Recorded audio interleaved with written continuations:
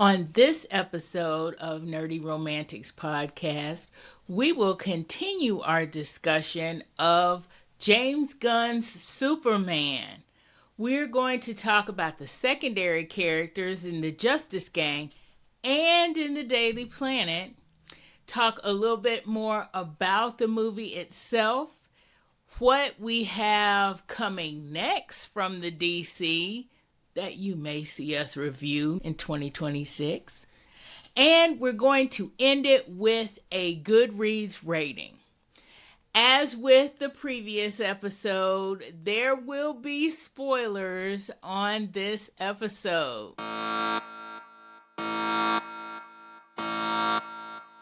So, if you have watched James Gunn's Superman, or you just really want to get in on everything, then stay tuned. This is the Nerdy Romantics Podcast, and I'm your host, Y.M. Nelson.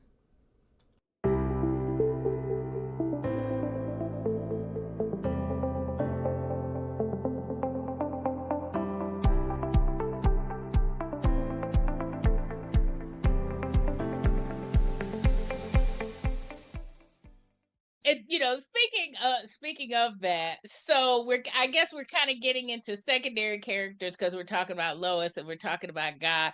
So two things that I wanted to point out and see what y'all thought, especially, Jen and Staci, what you thought. So we've seen Hawkgirl in a way, but we're seeing here some secondary characters that we don't normally see in things and may not be too familiar with. We've seen Green Lantern, but I can't remember which one that it was Ryan Reynolds played the Hal Jordan. Which one did he put? Hal Jordan. Okay. Mm-hmm. We've seen Hal Jordan, but we haven't necessarily seen Guy Gardner, Green Lantern. If you watch Titans, you've seen Hawkgirl, but she may not be a big character here. And I think it was Legends of Tomorrow, in your head.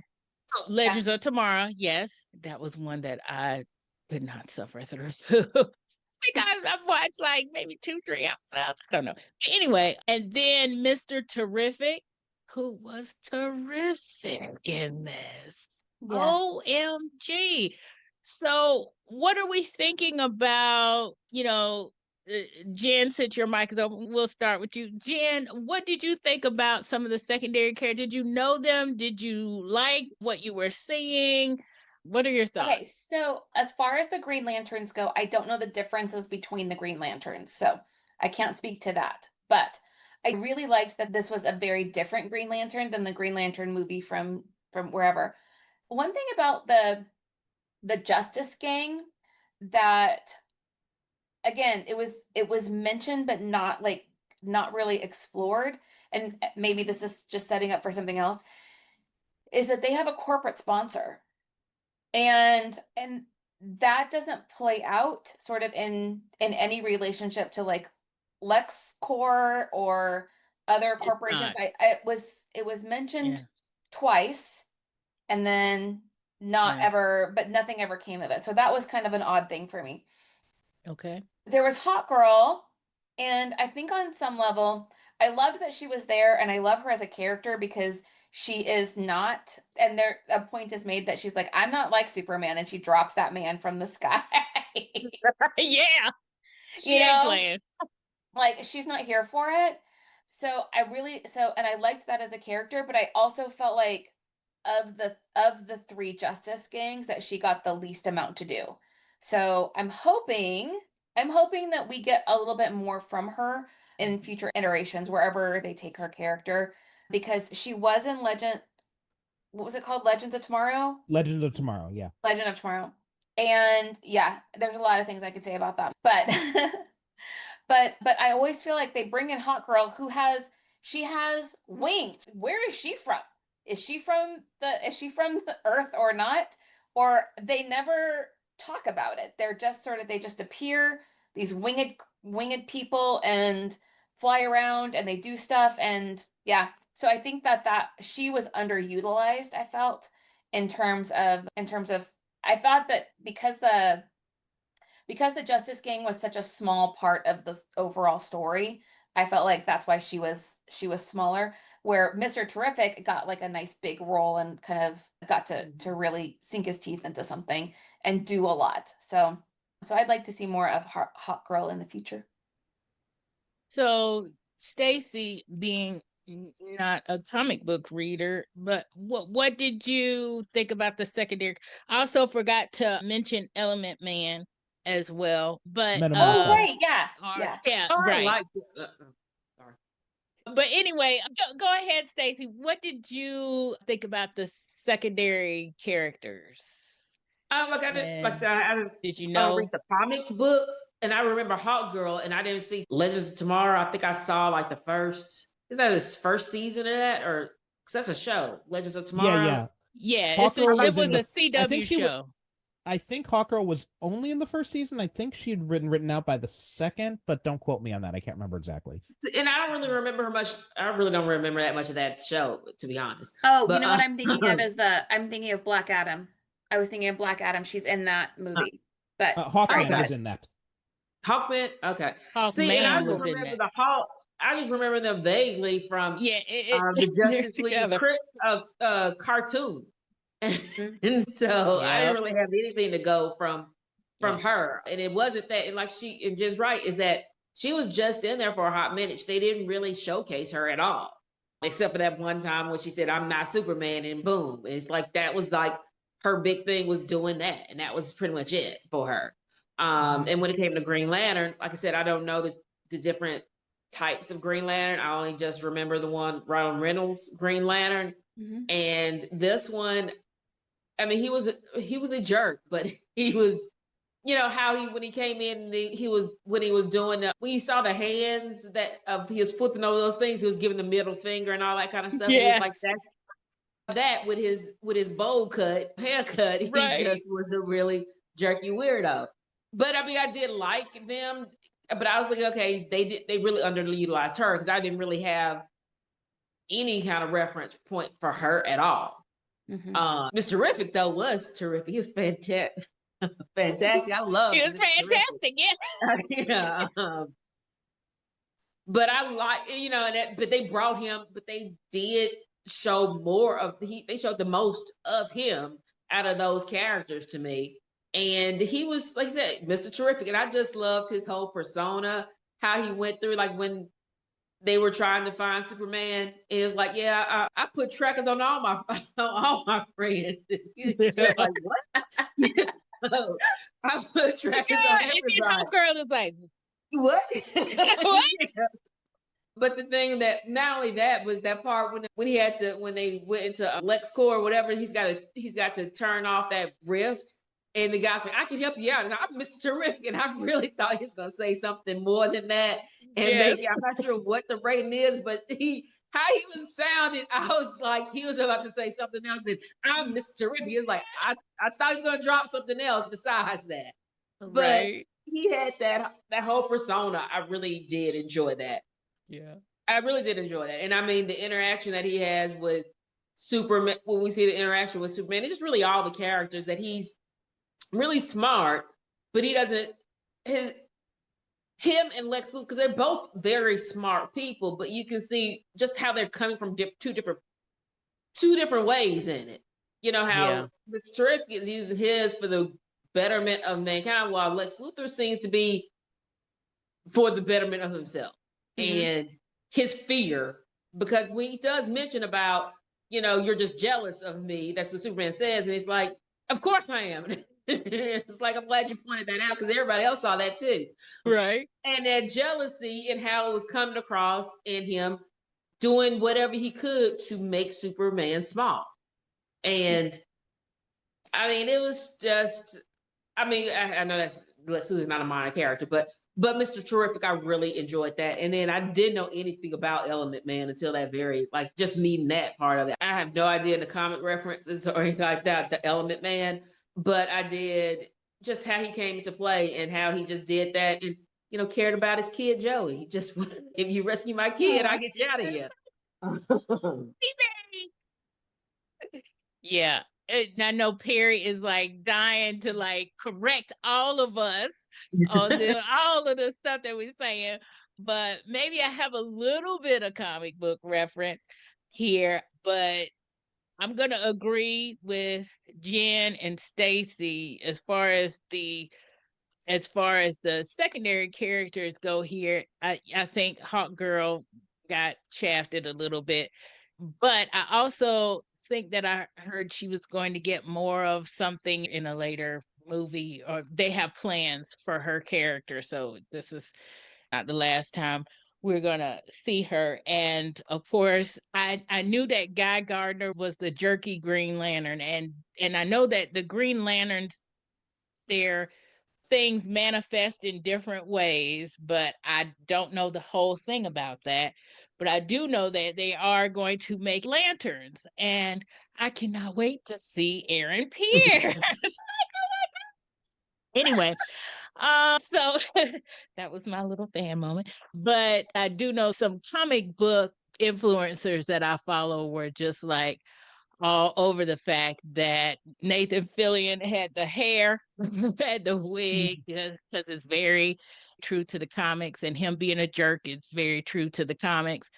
And of course, everybody loved Mr. Terrific, and I'm in total agreement. I was like, Mr. Terrific is fantastic. It's just like, yes.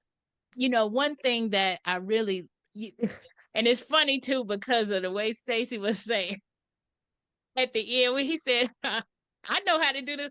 I was thinking to myself, I was like, if Samuel L. Jackson played this character, it would be a no-go. It would be a rated R. Even if Samuel L. Jackson was like, imagine if he was the voice of 4/Gary. No, that's not gonna work. That would have been so funny. But yeah, it just kind of the way that he phrased stuff and the surety of himself.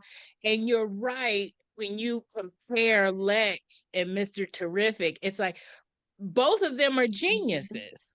Mm-hmm. But the genius, when you have an altruistic background, it has more, I mean, the genius comes out more, right?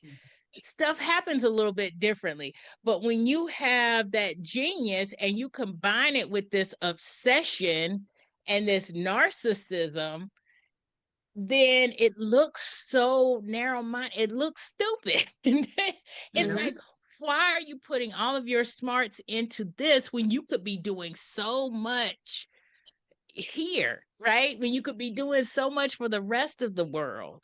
And I think it shows, like when he said Lex Luthor, it's like he said like he is jealous of Superman and his gifts. Yeah. He just came here with gifts, and he says I had to build myself up. I had to earn being Lex Luthor, and you're just born with these gifts, kind of a thing. But you can tell with Mr. Terrific knows he's terrific, because that's why he calls himself Mr. Terrific. That's right. You know, it's like, I know I'm bad, and and I don't care. And I think that's when you see it's like he doesn't care that Superman has all these, that can do all the stuff he does. He knows what he's capable of doing, and he doesn't have that whole part that Lex is, that envy that he has, that right of Superman or in all metahumans. So no one here has watched Peacemaker second season. Oh yeah, I've seen not second season. I'm not up on second season yet, but I know. I'm so like, oh my gosh, I gotta get up on this. Yeah, Staci, are you about to spoil Peacemaker for us? It's spoil Peacemaker, but they do bring in people from Superman into that in the show. People are there as cameos in second season. Oh, I can't wait because when I saw him be in this movie, I said, I've got to catch up on Peacemaker, because obviously this is going to be pulled into the world, just like with the Batman, the Robert Pattinson Batman, and the Penguin was in that, and then the Penguin has the show, and now they're bringing out the second Batman. And so, that version of the DC comics is kind of coming together. When I saw Peacemaker, I said, oh, he's going to be in this version, in the DCEU part. So I'm like, okay. I do have a question. for Perry, because he's a comic book person. Yes. So the Justice League and the Justice Gang, those are two different universes. No, so I think the Justice Gang is something they just came up with for this movie. But the Justice League, in the comics, there was a time when they did have corporate sponsorship by Maxwell Lord, and that's that's who's funding it in this movie too. Like, he appears at the end, I think. Sean Gunn plays him. Yeah, he's the guy. Yeah, the guy Kirk from Gilmore Girls. But the guy in the very end, and he says something as he's getting into the car. Yeah. That's him. So Kraglin from the Guardians of the Galaxy movies, James Gunn's brother. Yes, exactly. Yeah. Him too. Yeah, he's playing. I think he also appears. I'm pretty sure he appears in Peacemaker season 2 as well. So he's like funding this team, and I think they didn't call it in the comics it was the Justice League, but I think they're calling it the Justice Gang in this because they want to save like the actual Justice League. So, like, a big thing here is what my theory is with that. I agree. So on the Green Lanterns, though, the Green Lanterns, it's basically space cops, basically is what it is, right? It's this intergalactic police force. So there have been a few different Earth Green Lanterns. So there's Hal Jordan, who's what Ryan Reynolds played in the movie. Actually, Nathan Fillion voiced Hal Jordan, too, in some of the animated stuff as well. Oh. John Stewart, he's who Aaron Pierre is playing in the Lanterns TV show. Kyle Chandler's going to be playing Hal Jordan in that. And John Stewart, he was the one used in the Justice League animated series as well. Guy also came in as well. There's also in the 90s, there was Kyle Rayner, there's Jessica Cruz, and I think Simon Baz is his name too. So there have been a few different ones, Earth-based Green Lanterns. But as far as Guy goes, like, I mean, Nathan Fillion, he perfectly captured the character, like with the bowl cut and everything, and the attitude. Like, one of the most famous Green Lantern Guy Gardner moments is when he tried to challenge Batman to a fight for leading the Justice League, and he takes off his ring and he makes a big show. Batman knocks him out with one punch. So he played the jerky, douchebag part of Guy Gardner perfectly. Hawkgirl, there have been a bunch of different, like, the Hawkgirl whole backstory is really confusing. In the animated series, it was Shira Hall. She's an alien. In this one, I think it's Kira Sanders, but I'm not sure. I don't know what the backstory is with her exactly. The Hawkgirl mythos is very, very convoluted. They've been reincarnated from ancient Egyptian gods. They've been space aliens. So it's been like they've been some mixture of the two. So it's been all over the place over the years. Jeez. Yeah. Okay. Yeah. The Hawkgirl mythos are it's a journey to kind of wrap your head around all that. But I'm not sure how, I haven't read a whole lot of Hawkgirl stuff. So I'm not sure how true she was to what we've seen in the comics. Mr. Terrific, though, like, I only know a little bit of him from the comics, but from what I do know, like, Edie Gathegi captured him perfectly. Like, he was amazing. I was never, even when I saw him in the comics, like, oh, he seems kind of cool. But after I watched this movie, I'm just like, I got to go read some Mr. Terrific comics now because he was amazing. Especially because, it's such a big change because we also saw Mr. Terrific in Arrow. And in there, he was just kind of like stereotypical black nerd, and that was it. That was his main characterization. But here we see him like, confident. You believe he's the smartest guy in the room. He knows he's the smartest guy in the room. He's going to tell you he's the smartest guy in the room. And we haven't mentioned it yet, but that fight scene when they go to the base. Oh, yeah, the T-spheres and everything. Yes. My God, I was jumping up and down in my seat when I saw that. And that I added that song to my Spotify playlist because I'd never heard it before, and I love it. And that was the thing. That was very James Gunn to have that particular song during the fight scene. I was just like, I was having a moment, like from all different angles, and I knew it was gonna pop off when that woman said, well, I'm assuming a woman, but they were in that whole gear or whatever. Said, oh, it's just a smart one. Yeah. That's a smart one. Yeah. I was like, oh, I got to pop something off. It's about to be good. And it really was. That was awesome. Awesome. Yeah, get your little circle things. Those are not circles, it's spheres. Right. Circle is two-dimensional. This is T-spheres. Oh my gosh, loved it. And we were calling him Element Man, but he's not. Carrie, you were saying his name is Metamorpho is his name. Yeah. It's okay. The Element Man is kind of like his tagline, like Superman, the Man of Steel, Batman, the Dark Knight. Metamorpho, the Element Man. So it's just kind of like his tagline type of thing. Is he part of the Justice League? I think he's been in some iterations. I think mostly he was part of the Outsiders, which was this team Batman formed with like Black Lightning and Katana and Metamorpho after he left the Justice League. So I think he's been more associated with them, but I think he's been in some Justice League incarnations over the years.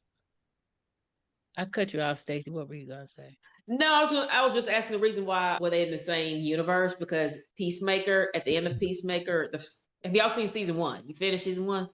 Yeah, I've seen season 1. At the end of season 1, they kind of outlined the Justice League. They weren't calling that, but you see when they were coming after they had killed that alien at the end of it, and they're walking out, and you see Aquaman, Superman, you see them there.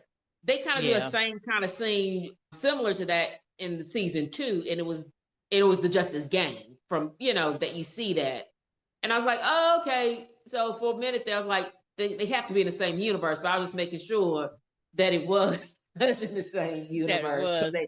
I haven't seen season 2 yet. I've been waiting until it all comes out, but I don't know. Just from the trailers and stuff, it seems like they play with like different universes in it. So I think it's kind of like a loose continuity with like obviously that Justice League scene and the Aquaman Flash cameos are obviously not going to be canon here because Ezra Miller is who knows what, like, causing a international crime scene or something somewhere, and then and Jason Momoa is now playing Lobo in Supergirl, so he's not even playing Aquaman anymore.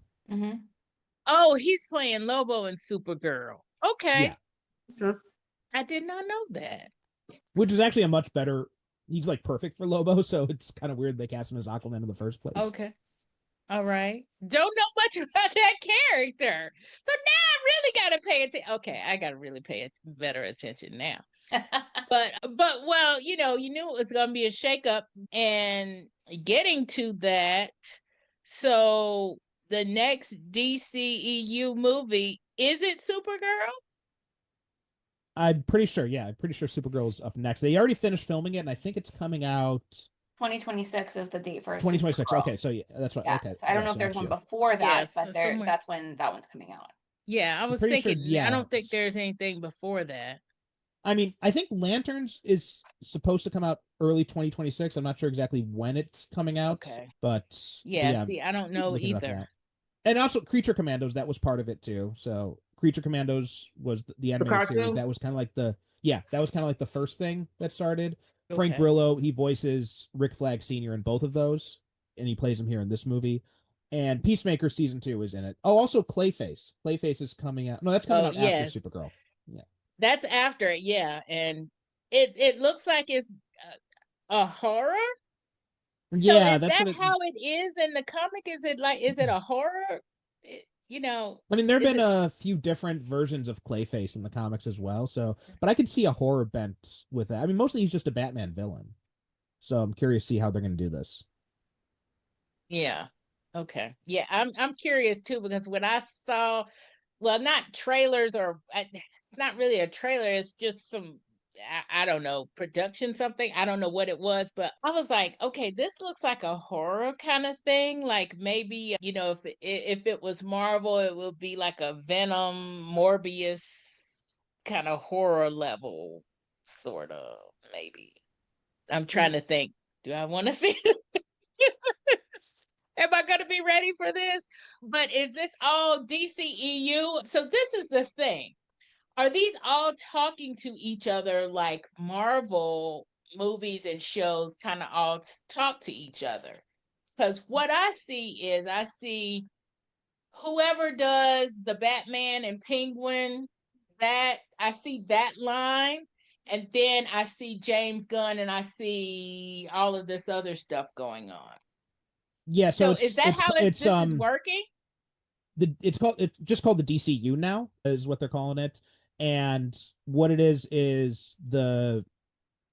everything is together except for the Batman stuff and the Joker movies, the Joaquin Phoenix Joker movies. Those are all separate projects. They're all called Elseworlds. So basically those take place in their own separate universes. They're their own thing. So when they do Batman in Brave and the Bold, it's not going to be Robert Pattinson. It's going to be probably a more comic book type Batman. And We know Batman exists already in this universe. He had a cameo in Creature Commandos, so we know that, but they haven't actually cast anyone as far as I know yet.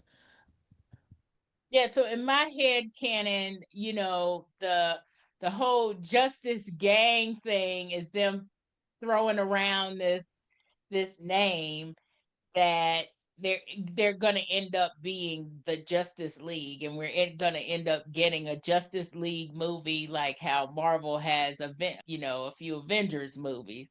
That's just my head canon, but I don't know if that's how it's going to go or not, but that's kind of how I saw them throwing around the whole Justice Gang thing. But then again, I haven't seen the second season of Peacemaker, so maybe that's It not looks how like we get 3 movies in 26, and then there's another movie in 27. So what's the 3 movies? So we've got in 2026, according to IMDb, we are getting Supergirl, Clayface, and Lanterns. Which is a TV show. Yeah, which is a TV show. And then Man of Tomorrow is that Superman and Lex Luthor have to work together. That is for 2027. And then there's another, whatever this is, 9, 10 things that are listed here that do not have dates on them. So anything can happen with those. They don't have pictures. There's no pictures and there's no dates. So yeah, but those are the ones. Clayface is kind of cracking me up, I have to say, because I don't know if you guys have all watched the Harley Quinn series, the animated series of Harley Quinn, which is super fun. And so all I can picture is that version of Clayface.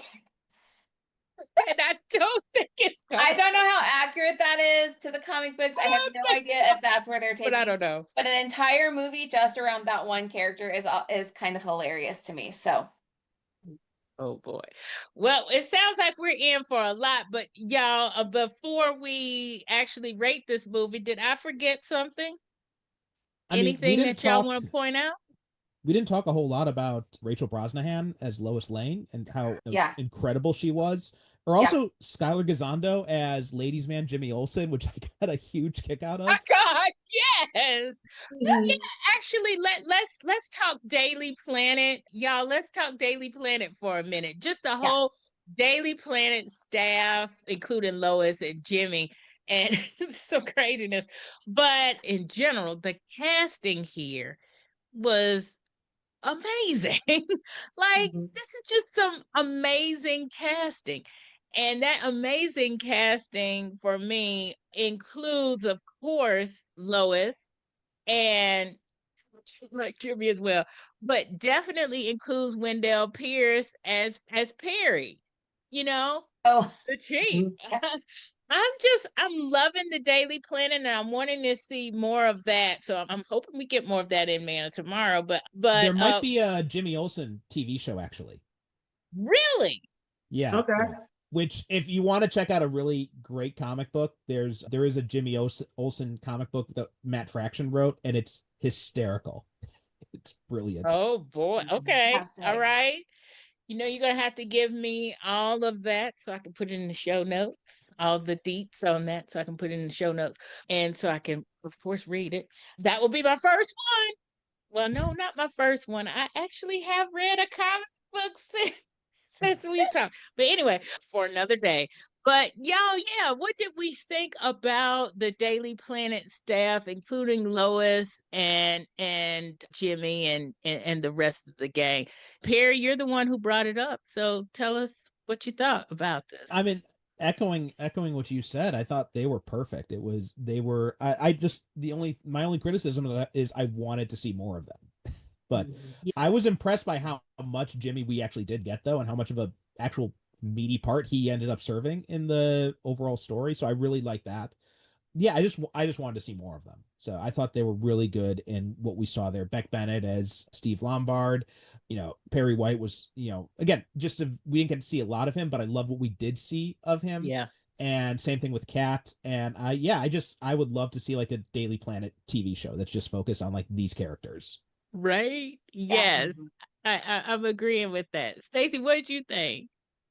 I mean, I think they were great characters, and they weren't enough to realize who they were if you weren't familiar with like past shows or anything like that, but not stereotypical like Olsen. I mean, they put their own spin on it, which I liked, and I liked when I say Marvelous Miss Maisel, Lois Lane character. Yeah, because she is, that isn't she? But I liked how she played Lois.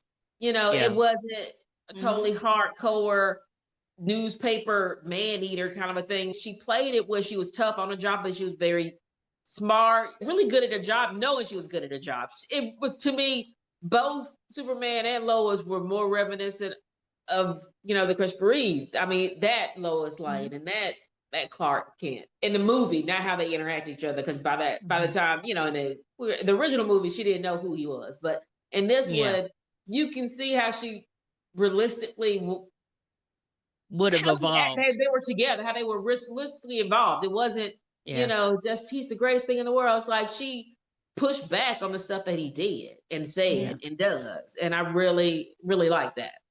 Yeah. Jen, what about you? I'm a huge fan of Rachel Brosnahan. So I was thrilled when I heard that she was Lois, and I feel like she did a fantastic job. So I really love her as Lois. And then as far as the rest of the Daily Planet crew is, okay, same thing you guys have said about Jimmy, because he had played the larger role. But for those smaller characters that we don't see much of, and they don't, they don't do a whole lot except for kind of more or less comic relief, I definitely feel like there's a show, there's something happening, because you've got so much energy and talent in those, like, they're not even secondary, they're like tertiary characters. I would love to see them in a television show and just trying to like stay on top of the news, which could be really interesting and subversive at this time when we're seeing First Amendment questions and challenges being made. I think that could be a really interesting place for the Daily Planet to play a role, but we'll see what happens. Yeah. It wasn't on the list of things they had planned, so I don't think anybody was really expecting there to be such a major First Amendment challenge. Right. Well, who was the actor? He was on Saturday Night Live. He was in there. He's the one that said, "Why don't have a seat in the?" When they were a doctor, the sports guy. Yeah. Yeah, the guy who plays Steve. Yeah. He plays Steve. Yeah. What's his name? Steve Lombard. Yeah. Yeah. Okay, and he was like, but what's his actor name? What's the actor's name? Beck Bennett. Okay. Okay, so he was like, nowhere, like I said, he wasn't even secondary to tertiary, but he did make an impact because he said some funny things that I just really, he just kind of caught off guard. Like when Superman first came in, or Clark Kent first came in, he was kind of riding on him or whatever. But when the whole thing about you need to evacuate the city, and he's on the phone saying she needs to hear my voice, and he says, I don't care if it's a cat. Cats know the sound of your voice. Stuff like that. It's like, that made you laugh without small role, but it was just okay. He still made me laugh because this is when he said the cat thing, and I was like, that was not the kind of pet I expected him to have. But he was like, she needs to hear Daddy's voice or whatever he said, something like that. Especially since he's a sports guy, right? You think he needs to have a big pit bull or something. It's like and especially since, like you said, Ryan Clark, when Clark first came in, he was being like, I'm a macho. Kind of guy. Exactly. And let me hear my cat. Let the cat hear my voice. Right. And the cat's name is Persephone too. Yeah. Right. Persephone. Like, oh my gosh, this is crazy. But it's those little things which made them stand out, which made us want to see that and possibly have that TV show. And I love the fact that with all of these characters, and for some reason, James Gunn seems to just do that in a lot of things. Like even the small characters, they get these memorable things which make you want to know more and get more of them. It's not always the bigger characters you're going to see them, but like the smaller characters and things, it's like, really want to know more about where you're going with this. I want to see more of your personality. We need to have a Daily Planet TV show. I'm totally in this. And the thing that got me, the cat thing really got me.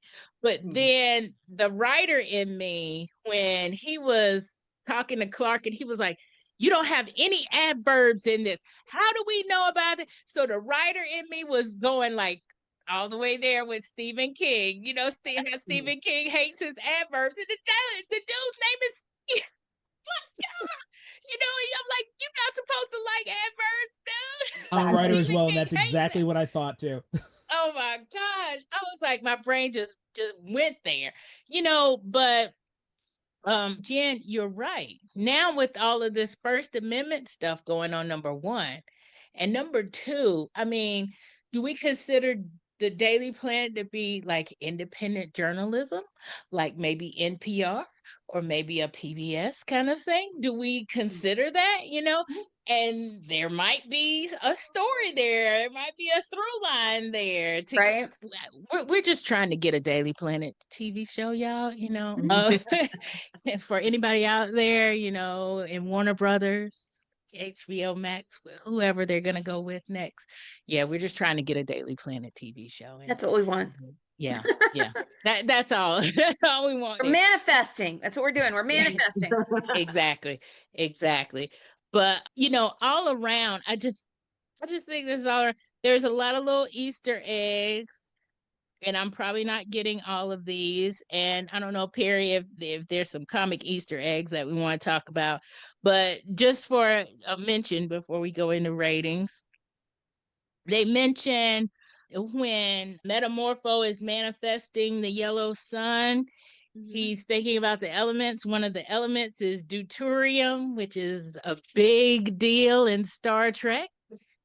That is what they use to do the warp power engine. So I was like, I wonder why they said that. But anyway, I just happened to see this again right before we filmed this, y'all.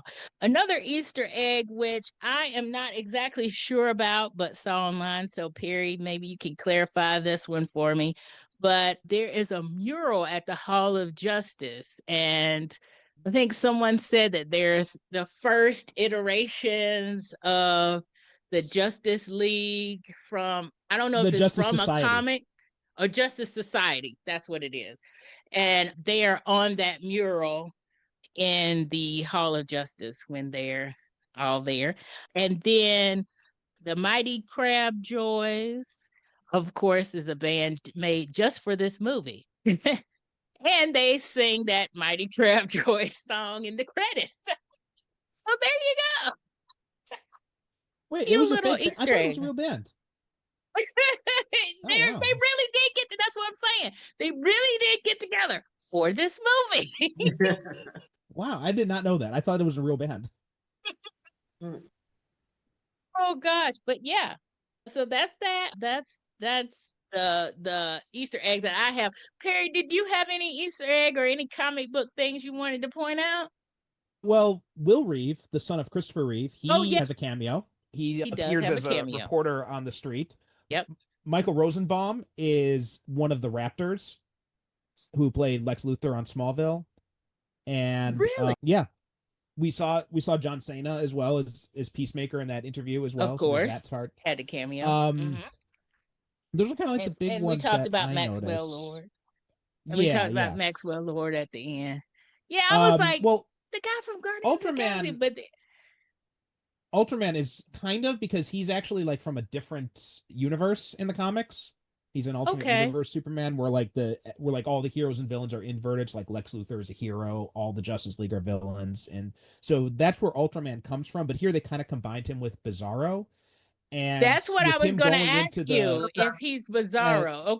But he's basically Bizarro. But with him going into that, you know, it kind of looks like they're setting up the Bizarro world with him getting sucked into that pocket universe at the end there.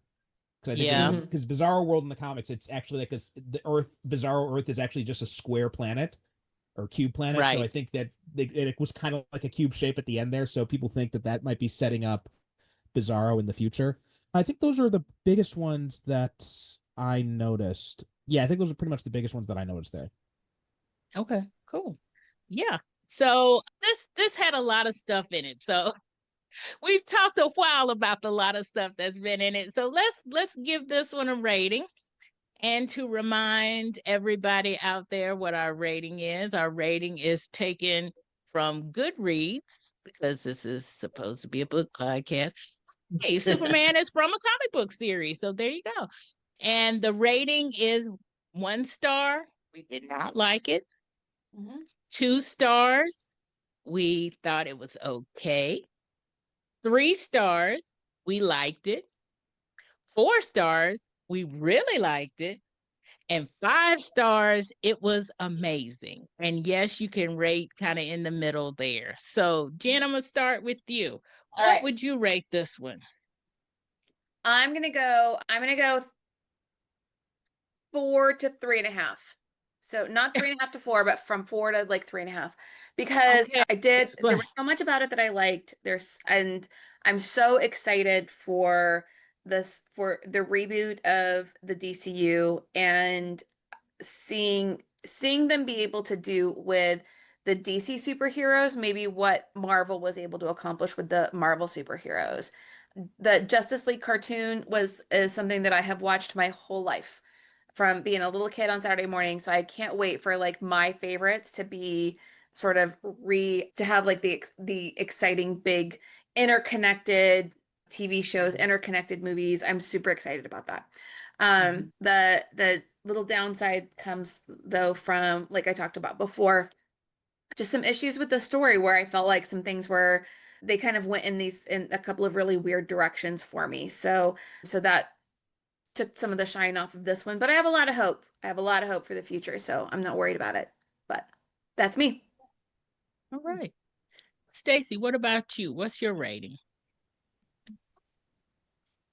I go for a 4 for this one. I mean, and I'm probably like 4 because I'm just thinking about the past movies from the whole series and how this has really got me a positive feel for it. So I'm not sure if it's truly deserving of a 4, but because I have so much hope for this, to hopefully that this will keep going in the direction it is, that I really am nostalgia from watching it. It did make me feel like, oh my gosh, back in the 80s when I was a kid, when I saw it not in the movie theaters, but remember watching the original Superman and just having that feeling again. And I just think, especially now how the world is, it just feels, you wanted a cleaner Superman. You wanted a cleaner, happy, the world is dark now. And having this more positive outlook just made me feel good, just watching it. So I would say I'll give it a 4. Yeah. And I'm going to give my rating right now, since Perry is hanging out with his family for a second. I'm going to rate this one a 4.5. And I'm kind of piggybacking a little bit off of Jen's rating, because before I got on the call, I was thinking 5. And I think part of it is exactly what Staci is saying, is that I feel that hope when I watch it. I feel the lightness, and I also feel the nostalgia. I mean, it's Christopher Reeve, but it's not Christopher Reeve. It's the lightness and the good and the positive of Christopher Reeve with the realness of Tyler Hoechlin and Superman and Lois. We get, when we see those moments in this movie between Superman and Lois, and also when we see those moments when at the very beginning, I mean, when he's down, and then in other moments when he's down, we get the not perfect part, which I think, to me, Tyler Hoechlin's Superman plays that whole real gritty, not as perfect part of Superman. He played that well. And Christopher Reeve played the good, positive, hopeful part of Superman well. And also, to me, you can see more of the difference between Clark Kent and Superman with Christopher Reeve's portrayal, in my opinion. So because I got all of that swirling in my mind, right? I'm thinking 5 when I came in. But then the reason why I say 4.5 now is because talking with y'all, I do see like there are a couple of areas where the continuity, I'm not sure where they were going with it, kind of thing. And the one major area, of course, is the whole fear and misinformation kind of thing that happened, and the hashtag secret harem kind of thing that comes out, all of that stuff. And it kind of doesn't really go together. And then as we talked about, the pitting between the parents, we shouldn't have to do that to show that John and Martha are good parents, So there are a couple of things there that are kind of weird, but maybe those things will play out or do something. Some iteration will happen, and that's why they were there, or why they were there in that way. But Harry, what's your rating? So I'm gonna go 4.5. I thought it was very good. I loved a lot of it, and the things I love, I love a lot, but I still have some issues, like you said, with the parent stuff and the hypno glasses. So those are kind of like the big issues that I had with it. Also, I didn't really like, I did like Pruitt Taylor Vince as Jonathan, but I didn't really like Neva Howell as Martha. I thought she was too folksy. So that kind of brings it down a little bit for me. So I'm going 4.5 because of those things. Yeah. I will say I did like when she was getting on him about he's such a sap. Talking about her husband. I was like, well, that was kind of cute, but she was very actually, I think both of them was very folksy. So I'm glad to have y'all on. And y'all know that you're gonna have to come back and talk the next superhero, whatever next thing with me. So can't wait till that next discussion. Hi. Want to get show notes from this and future episodes in your inbox? Then subscribe to Nerdy Romantics newsletter at nerdyromanticspodcast.com/subscribe. Nerdy Romantics newsletter not only has show notes, but nerdy and romantic recs and sneak peeks and exclusives of my spicy nerdy romances and love stories. I love talking sci-fi, superheroes, fantasy, and romance books, movies, and shows with my friends. So share this podcast with your nerdy romantic friends. Thanks for listening and for watching.